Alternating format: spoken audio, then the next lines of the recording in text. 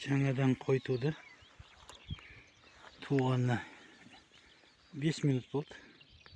Қозысы уже тұруға әрекет жасап жатыр. Мүмкінше жақындап түсіруге тырысамын. Жас қой.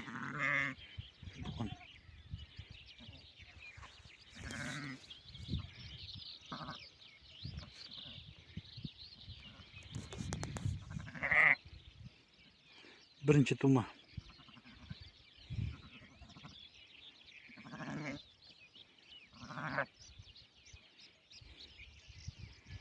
Аллаға шүкір, күйі жақсы болғаннан кейін аналық сезімі оянып, баласына мейірімдік жасап жатыр. Кейбір қойлар болады, күйі нашар болатын болса, аналық сезімі оянбай, баласын тастайды да қашып кетеді. Былтырғы қозы. Егіздің сыңары өзі. Егіз туылған былтыр, сон сыңары. Сол туыпты.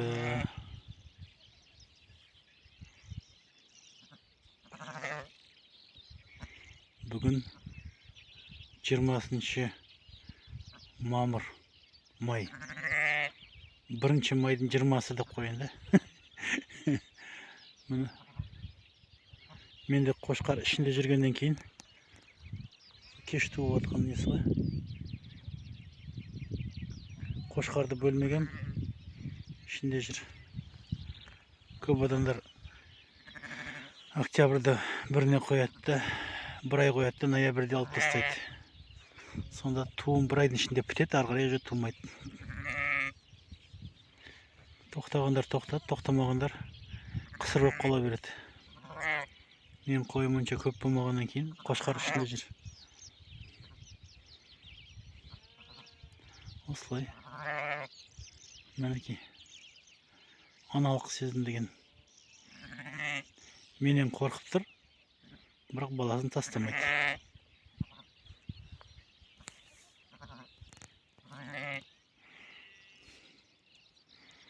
Бұл жана екінші, үшінші тумалар бар, баласын туып атқан кезде қасына барсаң, өзімен жағаласып, қолыңды қағып, балама тиме деп өзіңді сүзіп тастайды.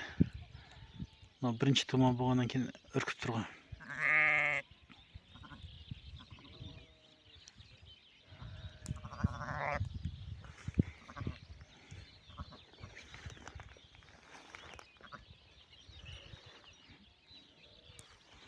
Қазір барып жай көреміз.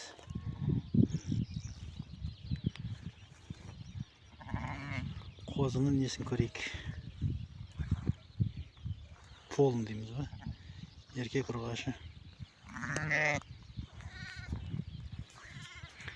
Қошқар шыққан, қошқарчик. Қошқарчик өшерден көріп тұрмын. Тастап кетейін деп отыр.